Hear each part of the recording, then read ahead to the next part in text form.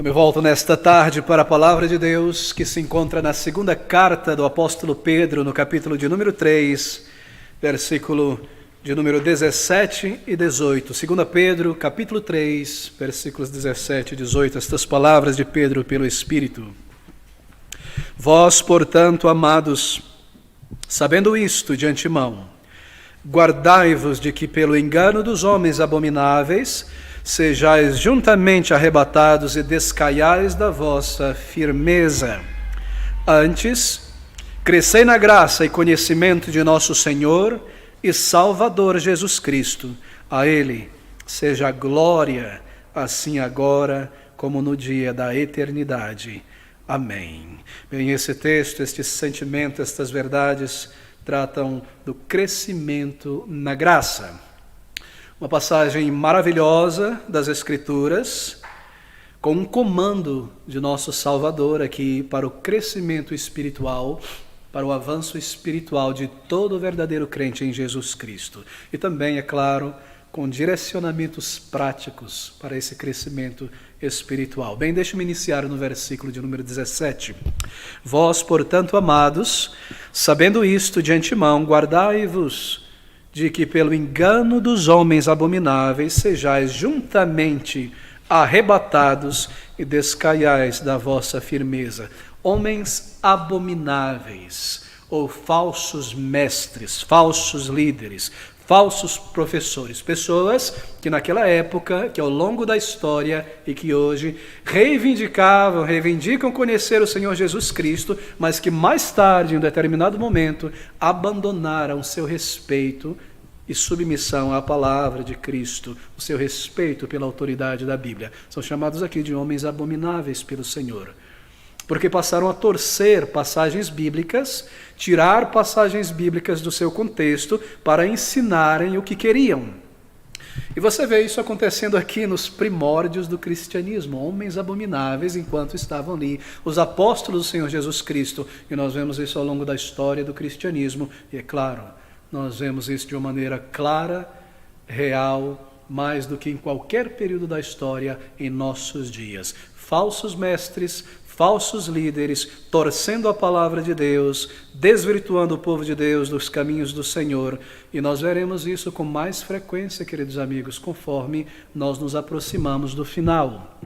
Conforme nós entramos neste período final que antecede a vinda do Senhor Jesus Cristo, a palavra de Deus declara que muitos se levantarão, promovendo a si mesmo como professores e líderes para desvirtuar o povo de Deus da verdade.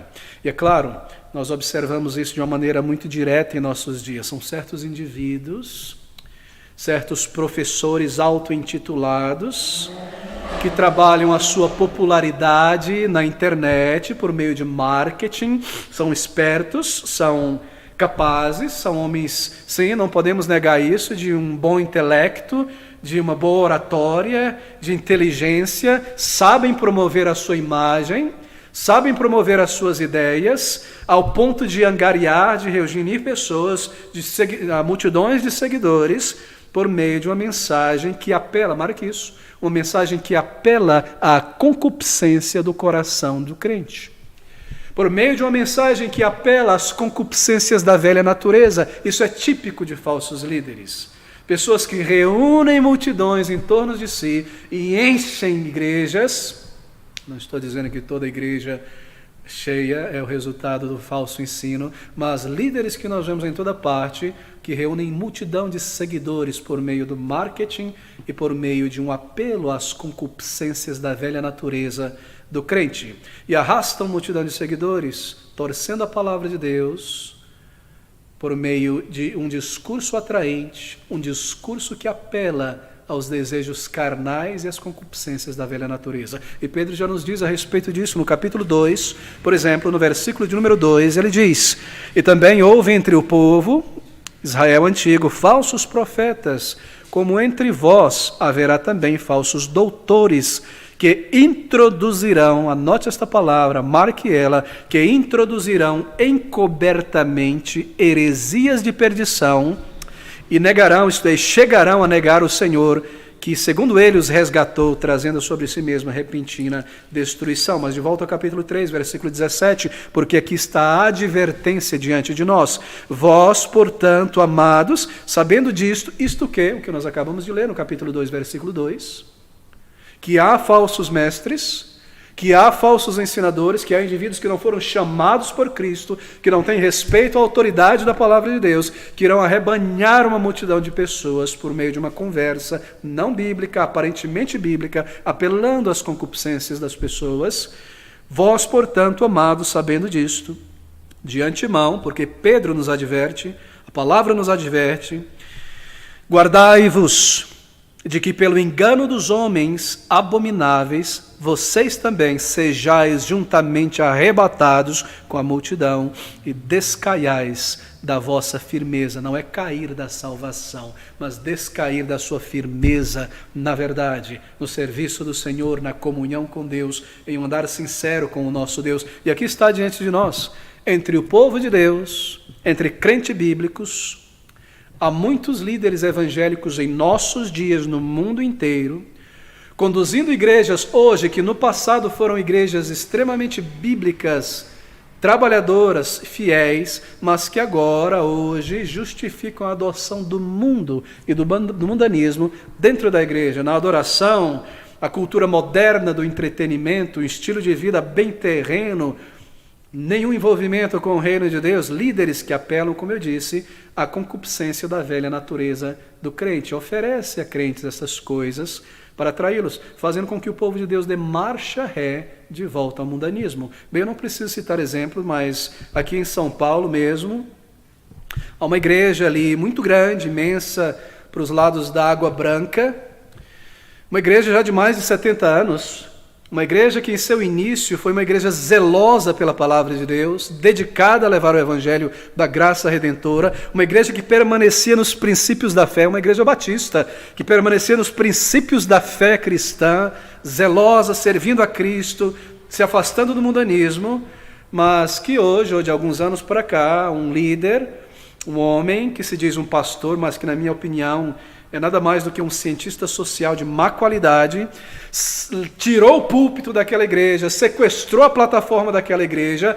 e tem ensinado o povo de Deus a se afastar da verdade da palavra de Deus, ao ponto de negar a suficiência, a autoridade da palavra de Deus, chamando a palavra de Deus de letra morta, quando a palavra de Deus é viva, atual e eficaz, nunca perde a sua validade, dizendo que ela deve ser revisada e atualizada, não o texto, não a gramática, a sintaxe, mas o ensino atualizado para o contexto de uma geração perversa, maligna e distante de Deus.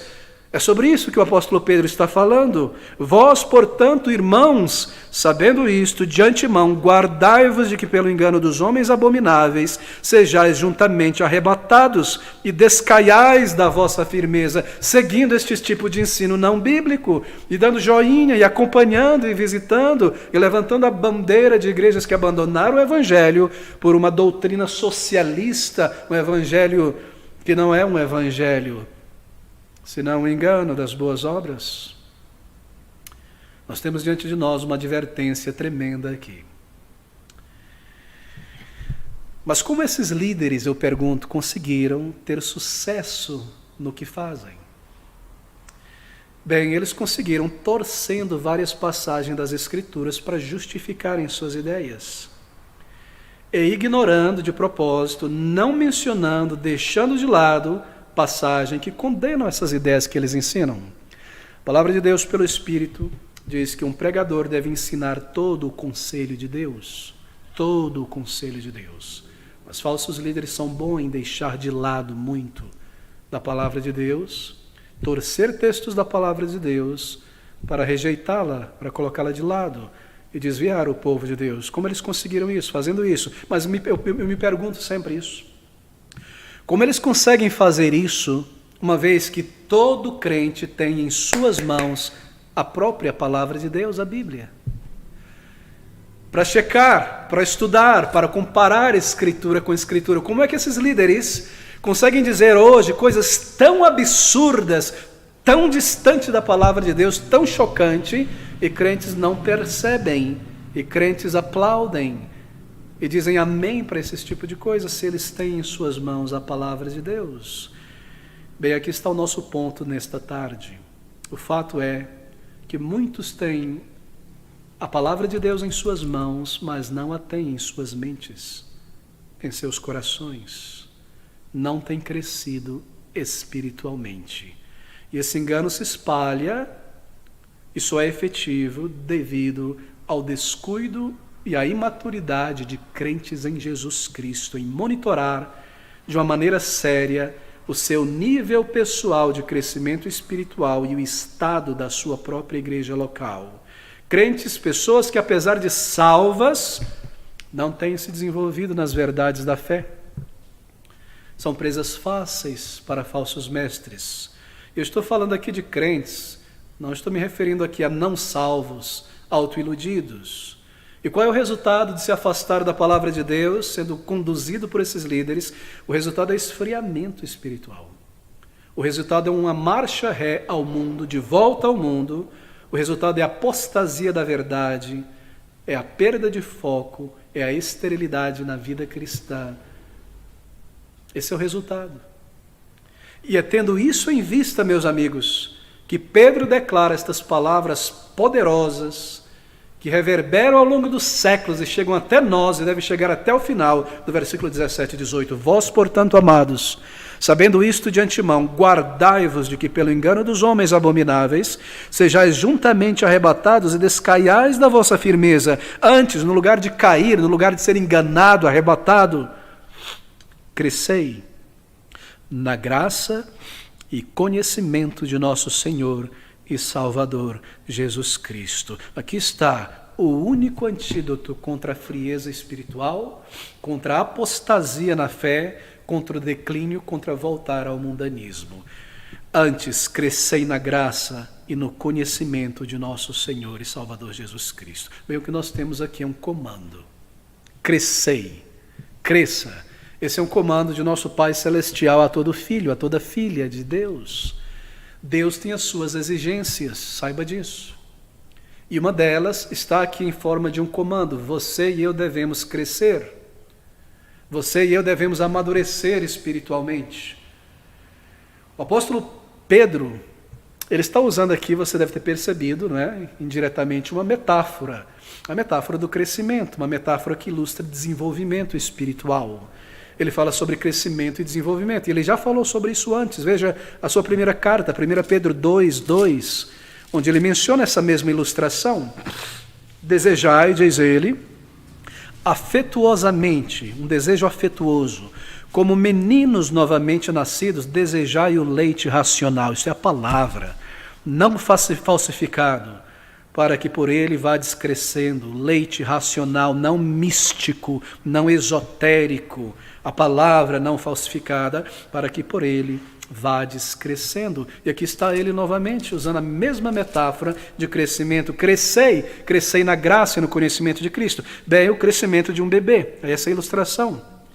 E essa ilustração do crescimento de um ser humano, ela está cheia de verdades, cheia de lições para nós. Agora, é claro, o crescimento de uma pessoa não é somente em estatura, em força, em vigor, não é somente para cima e para os lados. A criança, ao crescer, ela cresce, ela desenvolve-se em habilidades. Ela se desenvolve em inúmeras habilidades. No início ela não sabe andar nem falar, aos poucos você vê isso se desenvolvendo nela, não é? Engatinhando, começando a segurar no sofá, querendo andar, daqui a pouco começando a copiar por barulhos, falando, não é, em línguas estranhas, que não faz sentido nenhum, né? Mas está produzindo som, está começando a movimentar os músculos ali, e ela se desenvolve nessas coisas, em outras habilidades, em outras capacidades. A coordenação motora é aperfeiçoada, o desenvolvimento da aparência, ao refinamento da voz, dos traços da aparência, habilidade de andar, capacidades mentais e tantas outras coisas. Se torna mais forte essa criança ao longo do tempo. E aquela criança, então, com mais habilidades, inúmeras habilidades adicionadas, adquiridas ali em seu desenvolvimento, se torna um adulto produtivo e um adulto capaz. Esse é o objetivo do crescimento. Você percebe que é isso que está em vista nesta metáfora para você e para mim? Esse é o nosso objetivo.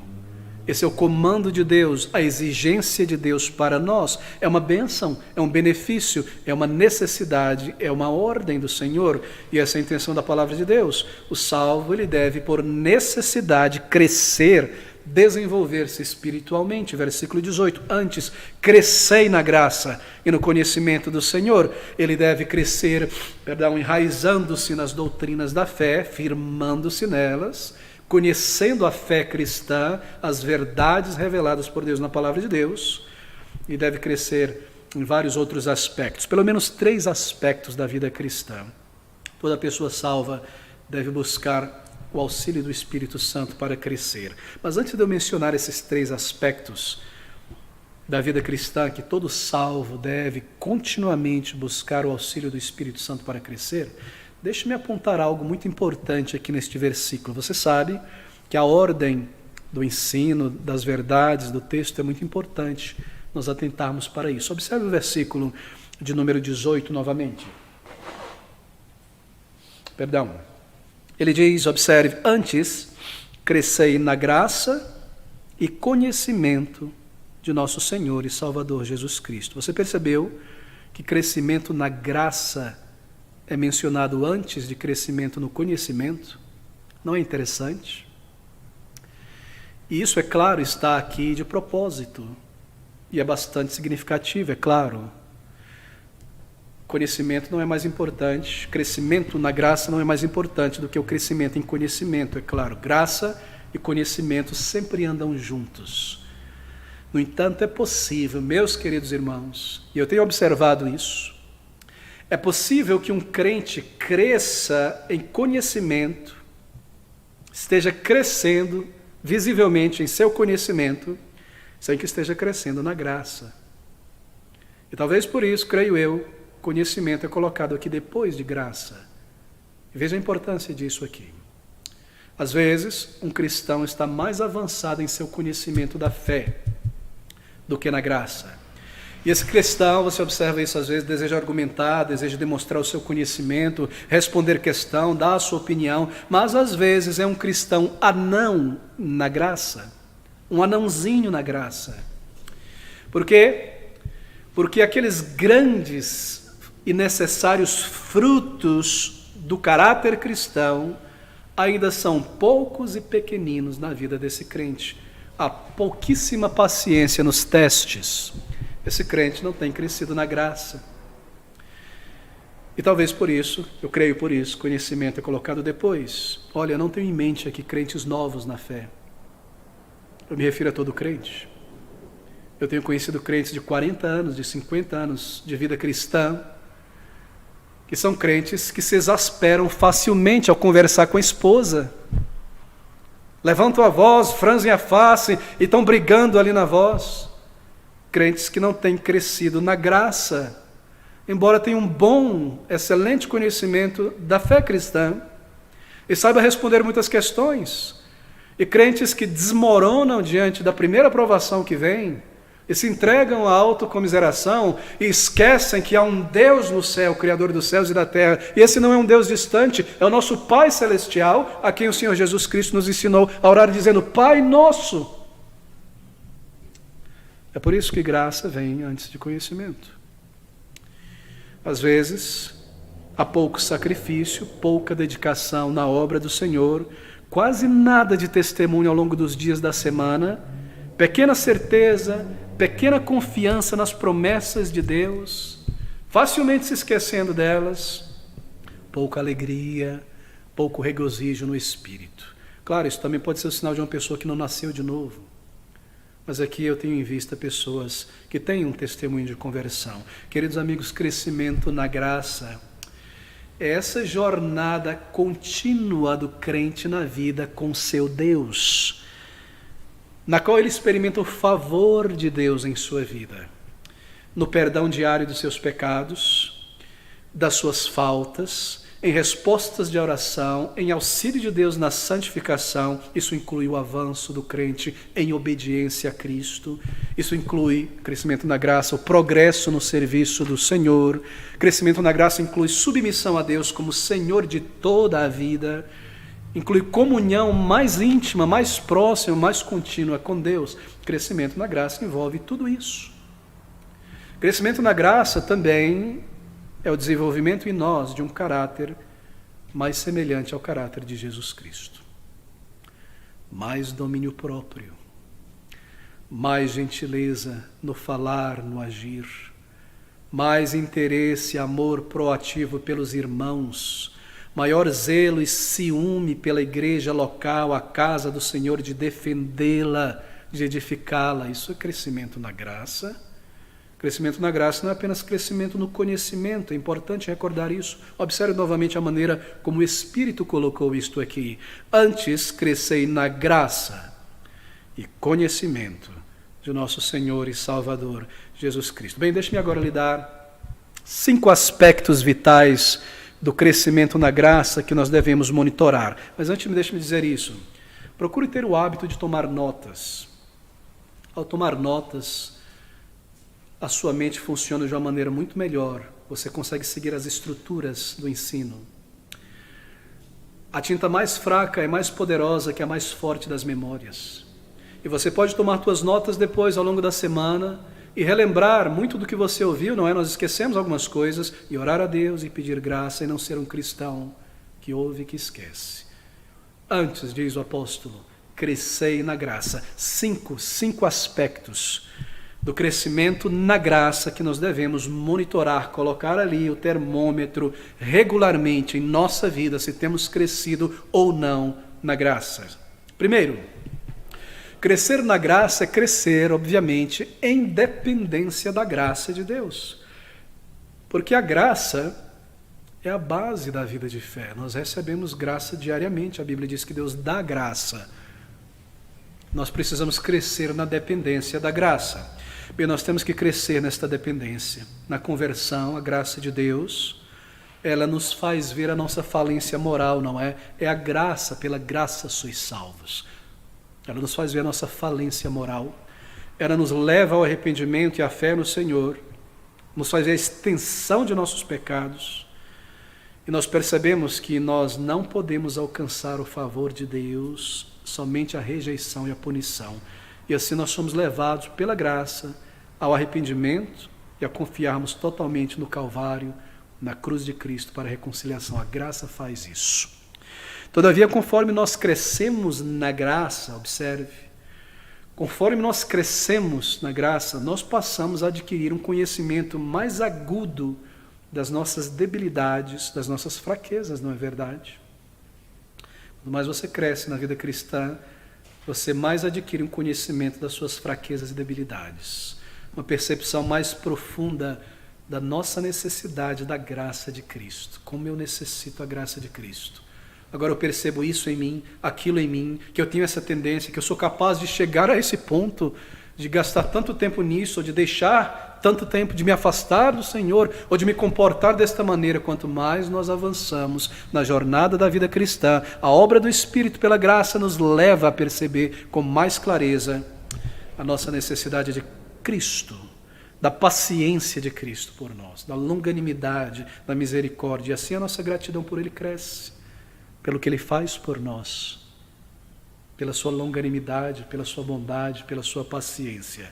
O crente veterano, você perceberá que com frequência ele está aos pés de Cristo rogando por graça, rogando por perdão, rogando por ajuda. Alguns jovens cristãos têm uma ideia errada de que você, conforme cresce na vida cristã, cessará de buscar graça de Deus todo dia. Mas, querido amigo, é exatamente o contrário. Deus está nos preparando para a eternidade. E quanto mais você avança em tua vida cristã, mais você vê um crente aos pés de Cristo clamando por graça, por perdão, por auxílio. Porque conforme ele cresce, ele aprende a ver com mais clareza suas falhas interiores, suas fraquezas, suas debilidades, a força que a velha natureza ainda tem dentro de nós. E isso o quê? Isso nos torna mais dependente da graça de Cristo. E ele busca esta graça com mais intensidade, com mais frequência. Bem, será que nós temos crescido na dependência da graça, na apreciação da graça? Foi a graça de Deus que nos salvou, que esta graça diária enviada, que nos mantém em pé, ou o pecado e as falhas que nós cometemos, já não ferem mais nossa consciência como antes. E uma atitude colérica começa a aparecer nos relacionamentos, ou o câncer de todos os relacionamentos, que é o orgulho, está sofrendo metástase e se espalhando para outra área da minha vida. Será que há uma atitude egocêntrica se formando, vaidosa, uma atitude mesquinha, complacente? Será que aquele negócio de mostrar o velho ídolo, não é? O velho Deus, eu, está começando a voltar, e é um show de aparência na internet, uma fotinha do meu rosto e disso, daquilo, e a sensualidade começa a voltar gradativamente, porque nós tomamos a obra do Senhor Jesus Cristo por nós como algo garantido, e deixamos a nossa dependência diária da graça de Cristo e perdemos o nosso senso de gratidão e de dependência que tínhamos dele um dia. Será que é por isso? Essa familiaridade que nós temos agora com o nosso Pai Celestial. Ele é meu Pai Celestial, Ele me amou, papito querido, oh amado, eu posso pecar, Ele não vai me destruir. Quão terrível às vezes é a familiaridade errada com Deus. O temor a Deus é vital, meus irmãos. O temor a Deus é vital para o nosso relacionamento com Ele. Esse temor por Deus deve ser mantido, e nós já lidamos com o que é este temor. Não é um temor servil, não é de alguém que está debaixo de um servo duro e ruim, servil. É um temor filial de um filho. O temor por Deus deve ser mantido e buscado a cada dia. O temor por Deus nos refreia do pecado. O temor por Deus nos refreia de uma familiaridade errada com o eterno e glorioso Deus. E assim, o autoexame regular e a reflexão sobre estas questões são essenciais. Parar e examinar o meu coração. Tenho eu dependido da graça de Deus? Portanto, crescer na graça, primeiramente, crescer na dependência da graça. Isso é crescer na graça. Autoexame é necessário para nós sentirmos mais vividamente o quanto nós necessitamos da graça de Deus. Antes, crescer na graça. Queridos amigos, crescimento na graça, ou melhor, crescimento na dependência da graça, é o primeiro passo no crescimento da graça. Depender dessa graça diariamente. Um autoexame é necessário. Você faz isso? Isso deve ser feito regularmente. Escreva em algum lugar para te recordar disso. Eu preciso parar em minha vida, na correria, e lembrar, eu tenho dependido dessa graça. Ou eu estou tomado como garantida a salvação do Senhor? Sim, ela é garantida, mas o meu comportamento tem mudado, eu tenho permitido o velho homem, a velha natureza. Portanto, ou antes crescei na graça, na dependência da graça. Mas aqui está um segundo elemento do crescimento na graça. Crescer na graça é também crescer na aplicação da graça. Nós temos crescido na aplicação da graça em nossa vida. Nós temos, é uma pergunta, progredido em nossa santificação. A graça, ela deve ser recebida no arrependimento diário, em oração a Deus por auxílio. Quando Deus responde às nossas orações, é graça que Ele envia. Tudo que vem do alto é graça. Deus dá graça em forma de paz, força, vigor, entendimento, compaixão, certeza. Tudo isso é manifestação da graça de Deus. É necessário perguntar ao final do dia: onde eu falhei hoje? Vocês me perguntam? Onde foi que eu pequei hoje? Como eu pequei hoje? Que dever cristão eu contornei para não cumprir?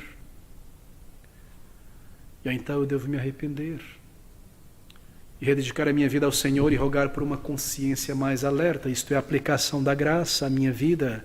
Ajuda para responder às moções do Espírito. Em especial eu devo orar por ajuda contra pecados frequentes. Isso é a aplicação da graça. Por um maior senso dos olhos do Senhor sobre a minha vida. Essa é a aplicação da graça na jornada. Eu devo me perguntar de tempos em tempos: eu tenho progredido na minha vida cristã. Eu sou hoje uma pessoa mais paciente, que tem maior autocontrole do que eu era um ano atrás. Eu sou hoje uma pessoa mais dedicada ao serviço do reino de Deus do que no início da minha jornada.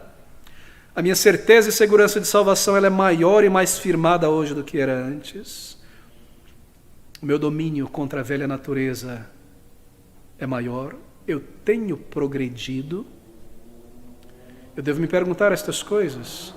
Há mais autocontrole em palavras, em ações, menos egocentrismo, menos infectado pelo orgulho da soberba, menos cobiçoso e mais contente, mais consideração pela casa de Deus, pelo povo de Deus. Aquele ego, aquele eu no centro de tudo, ele tem desvanecido, tem desaparecido na minha atitude, nas minhas redes sociais, ou não? Eu devo me perguntar, tem havido crescimento na graça? Eu devo aplicar, crescer na graça também, aplicar. Eu vejo as coisas erradas em mim, o Espírito me ajuda a ter clareza e eu não passo por cima delas, eu dobro o joelho e peço graça ao Senhor a aplicar estas áreas da vida. Antes, crescei na graça e conhecimento de nosso Senhor e Salvador. Terceiro lugar, crescer na graça é crescer na proclamação da graça. Desenvolver-se na graça é aumentar, é crescer na proclamação da graça. Abra comigo em Atos, capítulo 4, o versículo de número 20 diz assim: porque não podemos deixar de falar do que temos visto e ouvido. Isso resume tudo. Não podemos deixar de falar do que temos visto e ouvido. Você sabe, há uma tendência em nossos dias, mesmo no meio reformado, de pessoas que vêm e nos dizem: olha, esse evangelismo de vocês, de abordar pessoas na rua, na porta do metrô, no trabalho, e por meio de perguntas inquirir o estado espiritual e direcionar a pessoa por palavras na Bíblia e urgir em estar que se reconcilie com Deus, isso está errado. Você tem visto isso muito hoje, não é? E eles te dizem: não, você tem que ser apenas um bom trabalhador no seu local de trabalho, o melhor vizinho possível, orar antes da refeição para que as pessoas vejam, e isso é o teu testemunho, isso é o teu testemunho. Mas isso é falso. E aqui está a resposta da palavra de Deus: não podemos deixar de falar do que temos visto e ouvido. Ele me salvou, eu vi a sua obra, Ele é poderoso para salvar. Sim, o teu bom trabalho, teu bom testemunho no local de trabalho, na família, irá pavimentar o teu caminho para que você fale. Porque se você no trabalho é um incompetente, um atrasado, na família um briguento, então é melhor pôr a mão na boca e não falar nada. Mas você deve falar e anunciar o Evangelho. E crescer na graça é crescer na proclamação do Evangelho da graça redentora. A graça de Deus em nossas vidas não pode ser escondida. O salvo não consegue se conter, ele deve falar do que Cristo fez em sua vida, do que ele pode fazer por outras pessoas. Todo verdadeiro convertido possui um testemunho que deve ser comunicado. Isso é uma das coisas que mais me surpreende. Uma das primeiras coisas que as pessoas começam a dizer como fruto da sua conversão, depois de santificação, é claro, se livrar de um monte de tralha mundana, eu precisava falar com meu pai, eu precisava falar com minha irmã, eu precisava falar com todo mundo de Cristo. Eu me lembro, às vezes eu exagerei, pastor, porque eu não conhecia muito bem a palavra de Deus, mas eu precisava falar para eles, e ligar, e urgir, e estar, e eles começaram a me desprezar e a rir de mim. Todo cristão verdadeiro tem um testemunho. Crescer na graça é continuar proclamando o Evangelho da graça redentora. Deveria estar também todo crente desenvolvendo a sua habilidade de comunicar a outros o caminho de salvação. Conhecer as pessoas, estudá-las, a personalidade, o caráter, os textos que se aplicam, saber como evangelizar. Nós fizemos 2 estudos, estratégias para o evangelismo, disponível ali na internet. Tomar nota na palavra de Deus, sempre estar presente nos cultos evangelísticos para ouvir o Evangelho e aprender as argumentações do Evangelho, trazer pessoas para ouvir o Evangelho, procurar novas frentes de evangelismo, nunca cessar de evangelizar, independente do clima frio, do calor, do desânimo de uma outra pessoa. Crescer na graça é avançar na proclamação da graça, do Evangelho da graça redentora? Você tem crescido na graça ou você estagnou na graça? Ou não há qualquer graça em sua vida? Você parou para pensar que esses sinais da graça também são sinais de salvação? Se eu estou falando aqui, você não observa nada disso em tua vida, você deve questionar então se você já nasceu de novo. Mas um verdadeiro crente estará lutando, se esforçando, crescendo, chorando por suas fraquezas, por sua pequenez, e isso mostra que ele está avançando no crescimento da graça. Crescimento na graça envolve crescimento na proclamação do Evangelho. E aqui está um quarto elemento do crescimento na graça. Crescimento na graça também é crescer na defesa do Evangelho da graça. Abra comigo em Isaías 58:1. Isaías 58:1 diz: clama em alta voz, não te detenhas. Levanta a tua voz como a trombeta e anuncia ao meu povo a sua transgressão e à casa de Jacó os seus pecados.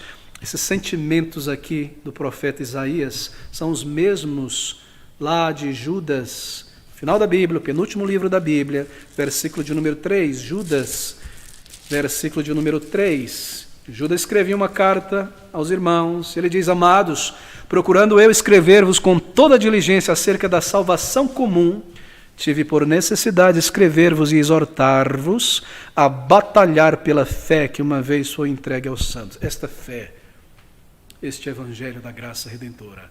Você tem crescido na defesa do Evangelho? Muitos crentes são mirrados nesta área, e esta razão porque o erro entra na igreja através do sorriso de homens e mulheres carismáticos, porque não tem crescido na defesa da graça. Nós devemos crescer na defesa do Evangelho, querido amigo. Primeiro, nós devemos saber o que é o Evangelho. Essa falha nesta área que causou o desmantelamento de muitas denominações evangélicas no Brasil. Acaso nós temos percebido, estamos apercebidos dos erros doutrinários que se espalham em toda parte hoje em dia no meio evangélico? Nós conseguimos reconhecê-lo, bater o olho e reconhecer? Eu conheci um homem na Inglaterra, ele tinha uma loja de tecidos, ele vendia tecidos, ele era da Índia, conhecia muito tecido, era um senhor idoso. E a filha dele, que estava conduzindo aquele trabalho, eles compraram uma nova loja numa rua mais visível e tinha que transferir todo o material. Eu estava ali ajudando aquele homem, eu conhecia. E tinha muito tecido, mas muito mesmo, aqueles rolos, aqueles cilindros imensos de tecidos, do mundo inteiro. E a filha, menos experiente, não sabia onde colocar que tecido junto com que tecido. Sabe o que aquele homem fazia para descobrir qual era o tecido e tinha certeza absoluta? Ele pegava um pedaço do tecido, acendia o isqueiro, queimava, sentia o cheiro da fumaça e dizia: esse outro tecido, esse outro tecido, esse outro tecido, esse outro tecido, só pelo cheiro. Pelo olho ele já descobria, mas quando ele tinha alguma dúvida, sentia o cheiro e já sabia. Um homem treinado ao longo dos anos, treinou os seus sensos para reconhecer, as cores são as mesmas, eu para mim passava o dedo, cheirava, mordia, olhava, isso aqui é a mesma coisa. Ele, não, isso aqui não, isso vem de outro país, isso vem de um outro material. Incrível. Pelo treinamento dos sensos, crescimento na graça, crescer na defesa do Evangelho, envolve estar apercebido dos erros que se espalham, porque eu conheço a palavra de Deus e a única maneira de entender, encarar erros é conhecer a fundo a palavra de Deus, é tê-la em mim.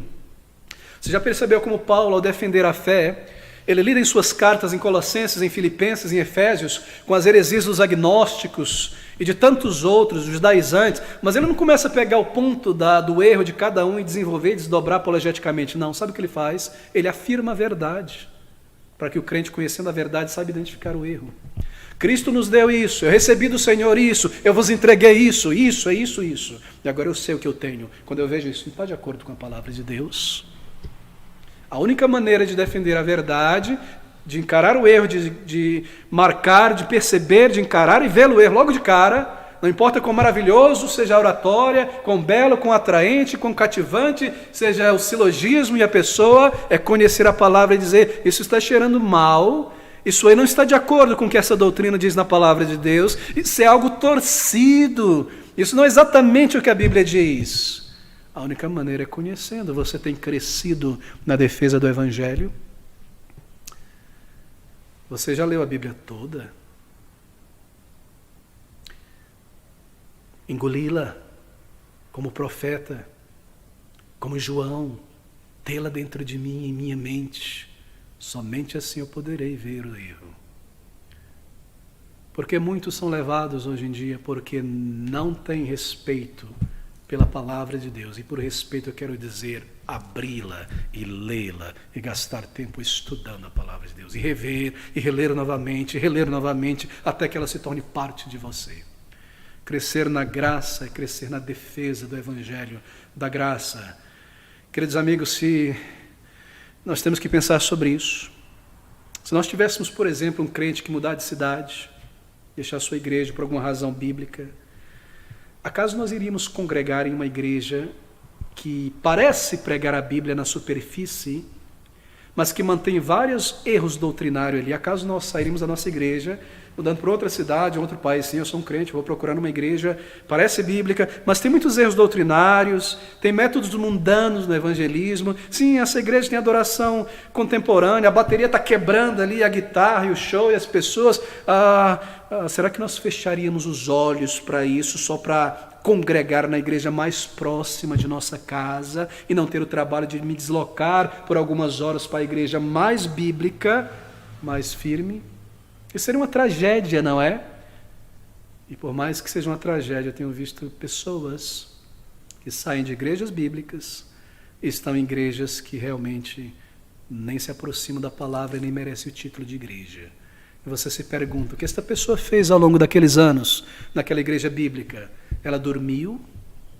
Enquanto a palavra estava sendo pregada, a mente estava em outro lugar, dia após dia, domingo após domingo? Provavelmente. Mirrado no conhecimento da graça. Qual a causa da queda de inúmeras denominações nas mãos do liberalismo, do socialismo e do mundanismo? Foi a grande falha de crentes nessa área da defesa do Evangelho da Graça. Por que denominações históricas em conjunto caíram no mundo inteiro? Métodos mundanos de crescimento de igreja, uso da cultura decadente do entretenimento mundano na adoração, adoção do misticismo pentecostal, a inversão de papéis estabelecidos. Crentes não estavam sensíveis, apercebidos ao erro, não haviam crescido na defesa da graça, no conhecimento das doutrinas. Queridos amigos, por necessidade vital, nós devemos crescer. Crescer na defesa da graça é conhecer o Evangelho da graça redentora. Será que nós temos crescido na defesa da graça? Conseguimos detectar os erros dos falsos mestres? Bem, se crentes em Jesus que possuem este benefício da graça fossem mais sensíveis ao erro, igrejas nunca cairiam, não é? Na mão de cientistas sociais, superficiais e mundanos, e do mundanismo da música, e perderiam a sua identidade bíblica. Essa é uma área fundamental da vida espiritual para a nossa monitoração. Veja o versículo 18 outra vez antes. Crescei na graça. Esse crescimento é um crescimento persistente em cada etapa da vida. É muito triste, não é, permanecer em uma condição espiritual diminuta, atrofiada, pequena. Às vezes eu tenho essa experiência de encontrar um crente depois de 10 anos e ver que esse crente continua nas mesmas, perdoe o termo, bobeiras de 10 anos atrás. Nas mesmas buscas, mesmo linguajar não santificado, caindo nos mesmos erros, 10 anos depois da sua conversão. É muito triste isso, muito triste. A figura usada aqui na Bíblia é de um crescimento uniforme em cada área da graça e ao mesmo tempo. Nós não podemos permitir omissão. Você já viu aqueles rapazes que vão para a academia levantar peso?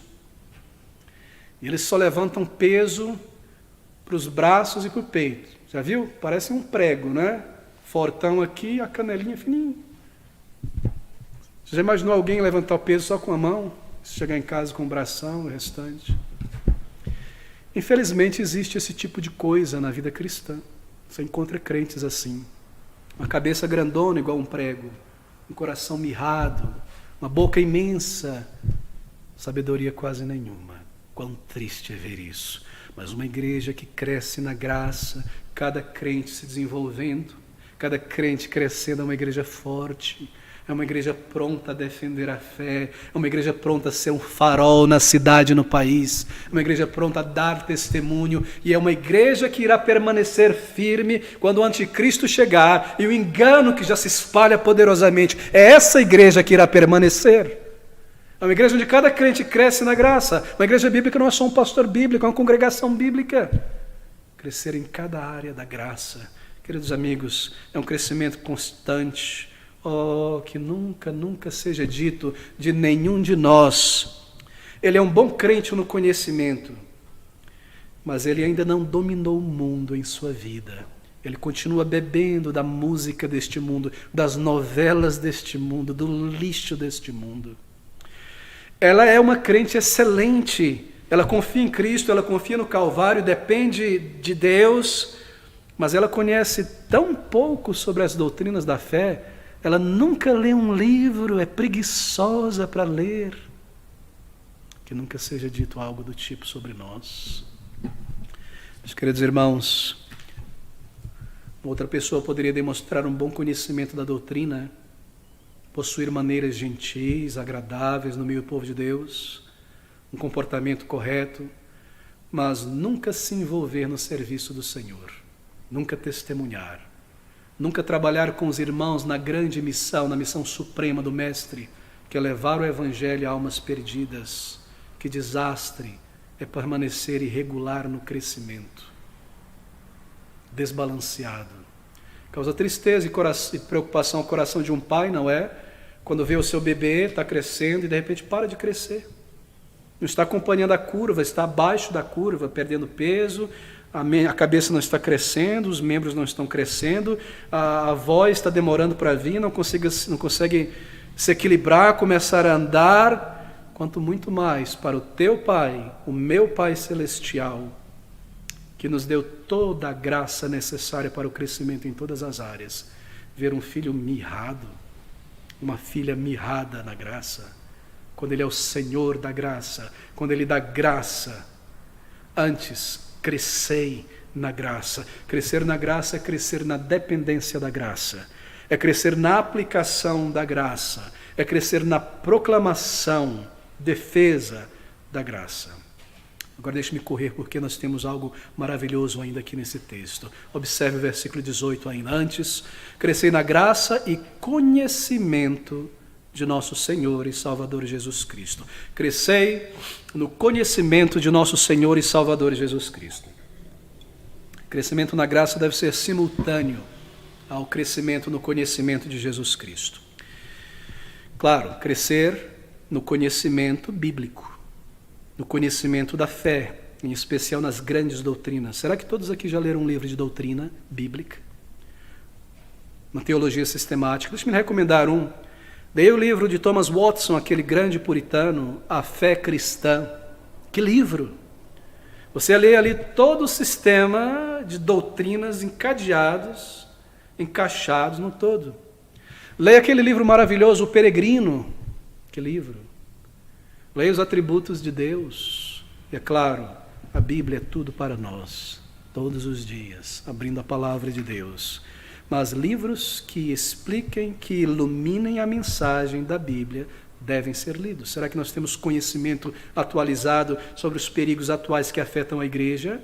Quantas novas doutrinas entrando em seminários, nova perspectiva em Paulo, isso e aquilo mais.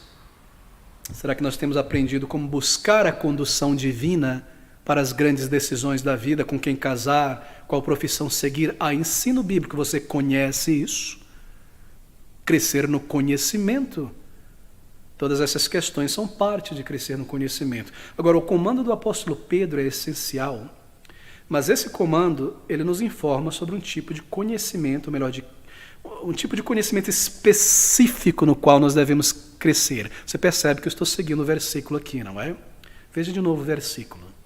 Antes crescei na graça e conhecimento de nosso Senhor e Salvador, Jesus Cristo. Pedro está empregando aqui os títulos, o nome completo nosso Senhor e Salvador Jesus Cristo.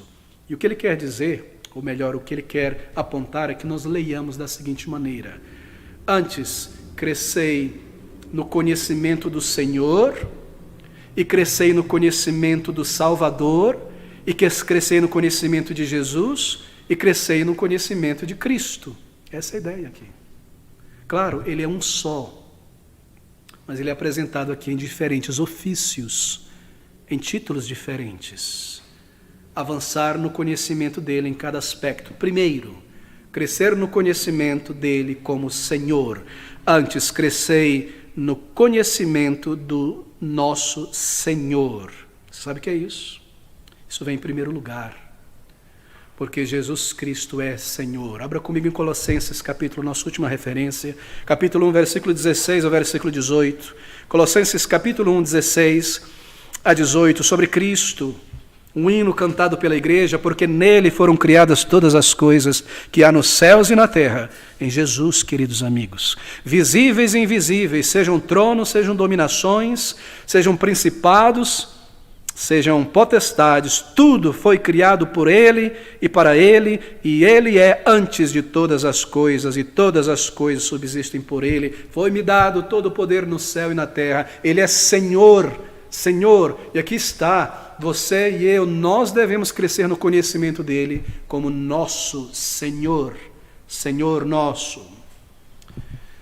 Nós já nos prostramos ao seu senhorio em nossa vida e circunstâncias. Já submetemos a ele cada aspecto de nossa vida, ou há coisas escondidas só para nós? Por exemplo, nós temos recentemente, acaso, subjugado os ídolos da cobiça e do conforto que nós colocamos acima do Senhor para não evangelizar, para não estar na igreja, para passar meses sem oração com o povo de Deus. São ídolos que têm bloqueado a nossa obediência e submissão. Para os jovens eu pergunto: você já se livrou daqueles CDs, DVDs, MP3, MP4 mundanos que você possuía antes da conversão? Ou é a música e o entretenimento decadente deste mundo, por mais técnico e sofisticado que seja, o teu alimento, o teu prazer, e você está sempre voltando a isso como quem volta a uma droga? Há jovens crentes que tristemente não têm crescido no conhecimento de Cristo como Senhor, e ainda se alimentam daquelas coisas que são antagonistas à fé e ofensivas a Cristo muitas vezes.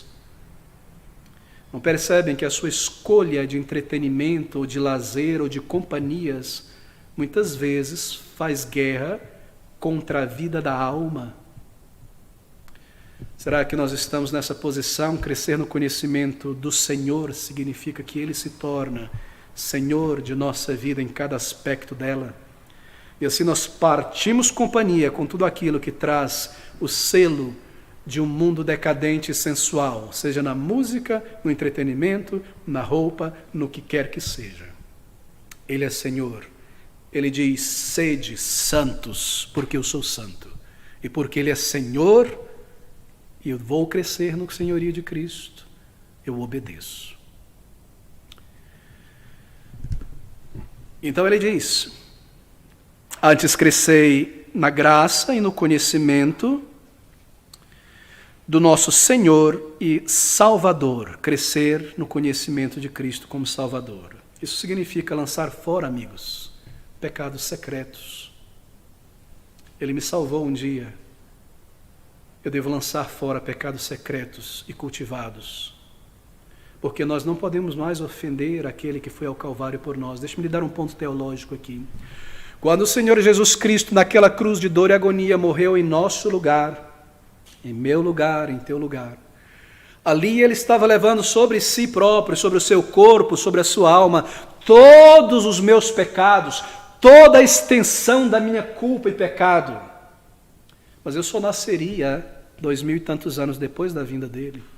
Mas mesmo assim, lá naquela cruz, lá atrás, Ele morreu pelos meus pecados de hoje. Acaso eu posso acrescentar, seguir pecando e acrescentar sofrimentos ao Senhor Jesus na cruz, assim por dizer? Você percebe a analogia, a ideia? Acaso eu devo seguir pecando e acrescentando sofrimentos a Ele? Quando Ele morreu por mim? Espero que você não me entenda errado. Crescer no conhecimento de Cristo como Salvador significa lançar fora pecados que voltam. Será, por exemplo, que ainda existe algo de cobiça forte dentro de nós, ambição carnal? Será que há algo de fofoca em nós, ou soberba, algo de show e promoção da aparência nas redes sociais?